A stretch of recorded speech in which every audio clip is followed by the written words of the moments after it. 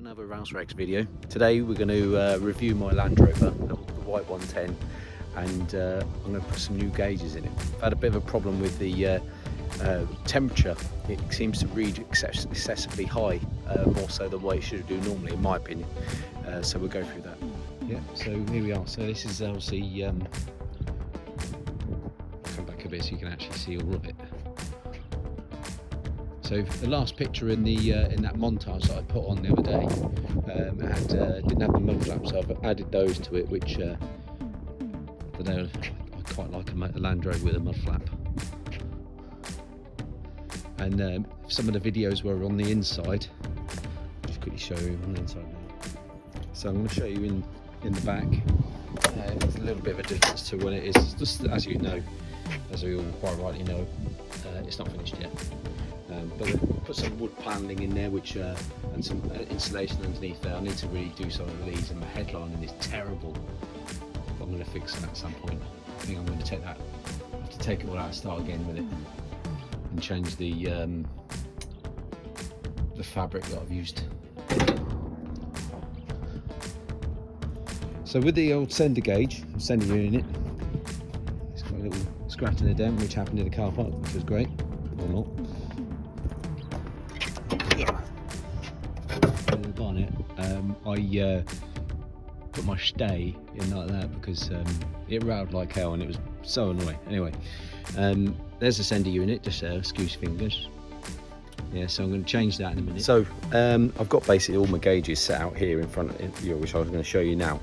And there's certain things like, well, they're all video gauges, which is good. And those of you that know, and even if you don't, the TD5 version of Defender was, came out of the factory with video gauges in them. They're not badged up as video, but they are. So essentially, the plug kits, which is these bits here, they're the same as a video version, and then of course you can see fuel gauge, temperature gauge, and I've gone a bit crazy and I'm going to go for a rev counter as well. And they're all 52mm in size, so they'll go into the dash binnacle. So one thing I thought I'd show you, which is quite interesting.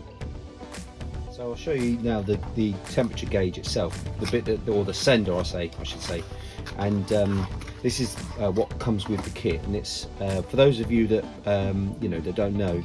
Essentially, the thread is a 1/8 BPT is what it stands for, but it's a 1/8 thread, which is that's like a quite a standard thread, I believe. Now, I was looking at it and I was thinking, when you look at the original one, it's got like a bullet connector on it. And looking at that, I'm like, how the hell, what on earth am I going to connect that with? And it doesn't come with a plug kit, but then it dawned on me and I thought, I know exactly what it is, and it's just one of these. And that all that will do is simply just slot on there like that, and that's how it'll be. And obviously you'll put the wire in there, crimp it up, and away you go. With all the parts, as you can see, you've got the gauges. I also opted for went on Amazon and found these heat shrink terminals, which I thought, oh yeah, that's exactly what I'm going to use. So basically, what I'm going to do is I'll crimp on this edge onto the wire, and then I'll probably shave a bit of that side off, put that onto the sender unit like so, and then obviously heat shrink it so it protects the wire.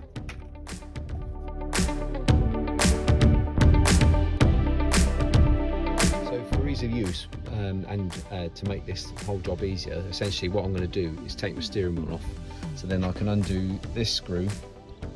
There's a screw under here, which if yours is not broken off, or if you've got like this metal, you can change this piece here, this binnacle piece, for a metal one, so these always snap off at the bottom here, these screws.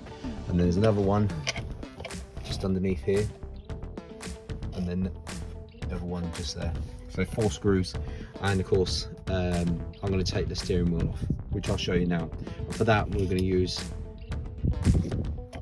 a flat-headed screwdriver like so, 21mm socket and a 1/2" drive ratchet with your small 2" extension.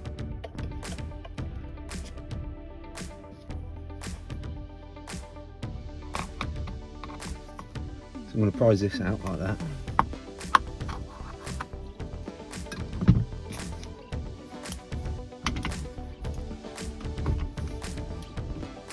I'm not going to take the nut all the way off. I'm just going to...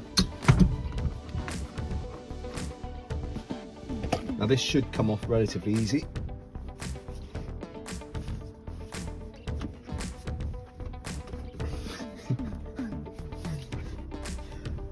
And obviously it doesn't. Okay, with the nut still on the steering shaft, holding the steering wheel on but loose, I'm going to give this a pull. Now, the reason why you wouldn't take the nut off is if you pulled this really hard, the steering wheel might come off and hit you in the face.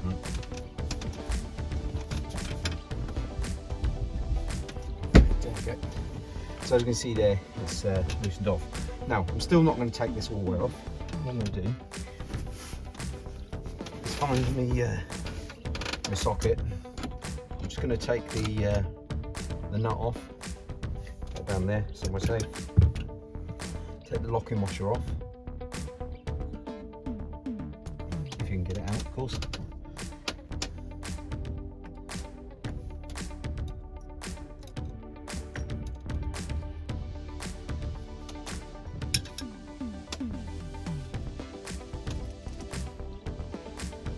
Now I'm going to take the paint pen and I'm going to mark just a line so that I can get the steering wheel back into the right place when I go to put it back on.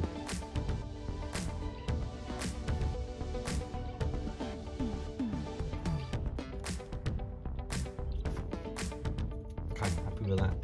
Move off. Put that down there. As a matter of just keeping the bits in where they need to be, I'm going to put a notch back on. So I'm going to undo these.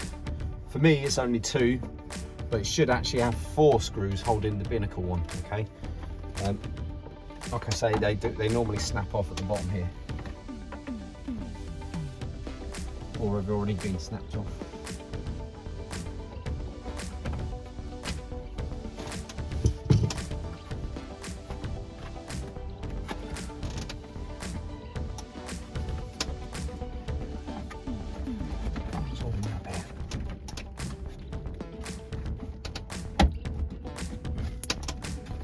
There we go.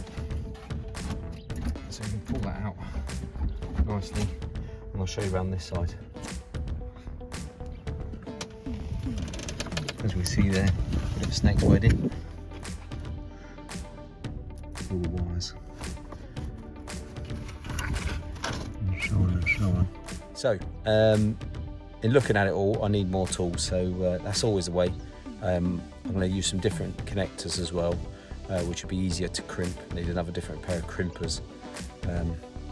Yeah, so I'm going to go and get those bits. Always the way, you know, you think, oh yeah, I'll do that.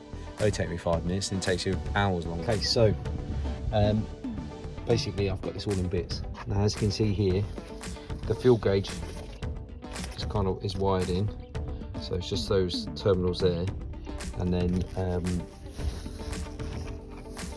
I've got the bulb holder somewhere here. Wherever the bulb holder is. Oh, there it is, right in front of me. So that's that, and obviously that will go in there like so. And now I'm going to wire in the temperature sender. Right. So I already know this wire here. The solid wire is the positive. So that's the solid green is positive from the ignition, and that's the one, the blue and the green, goes to the sender unit. So what I'm going to do is I'm going to just connect that up like that.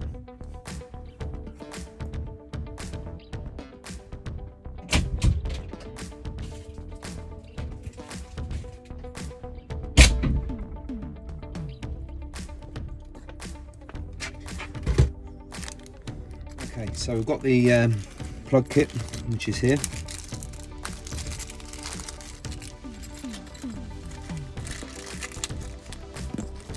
Put that down there. So, if you've ever seen these type of terminal connectors, you need a special pair of pliers, which are these ones here. Not sure what make these are, but essentially what you do is you put it in there like so, and that's that ready to, that bit of fluff, ready to crimp up. You then get your wire and then you push, connect it into the wire. Make sure there's enough sticking out the other side of it, like so. Crimp it up, and then what I do is it will look like that, but I like to go a bit tighter, so I'll get it on the next bit down like so, because it started off in this one. Now I'm going to this one. Now it's going to go tighter. And essentially do that for the, so that one there's the sender wire. This one here is the positive wire because it's solid, and then we've got this one here, which would be the black wire, which is the earth wire. So I've installed my gauges, they're all in now. I didn't show all of it, I haven't videoed all of it, but I will endeavour to show you what I've done essentially. But just because basically I've come up with another problem now, and the other problem is that the fuel gauge is a different resistance to the, or reading a different resistance to what the original sender would have done, essentially. So what's happening now, I know my Landy's only got about a quarter of a tank of diesel, but if you look at the gauge, you can see it's reading a full tank. Now there is a way around that, but I need to buy more bits, or like it's like a resistor basically, an intelligent resistor, which you can buy. So I'm going to buy that, and I'll show you how I install that. But as you can see, I've got my temperature gauge installed. My rev counter installed. The rev counter is actually really simple to do. You just need to find your ignition feed, an earth, and then the wire, the W wire on the alternator, because this is a diesel. And if it was a petrol, you'd take a feed from the coil. But essentially, I'll show you again with it all working.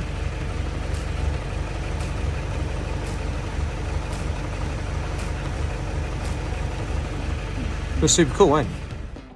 Spider gauge wizard. That's all now wired in, or the, you know, the plug's wired in. I'll just quickly show you. So there's the wizard, and then I've got on here.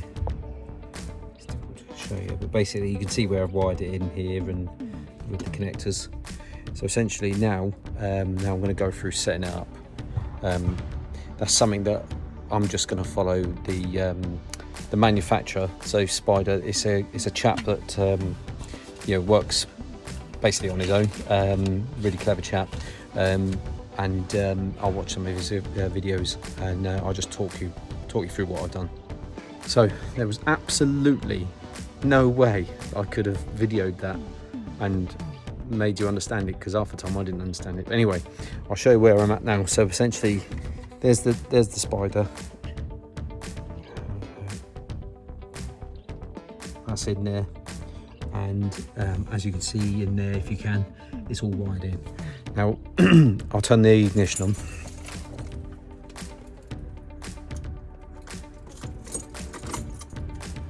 You'll see it does a little sweep, but the fuel gauge is now reading correctly.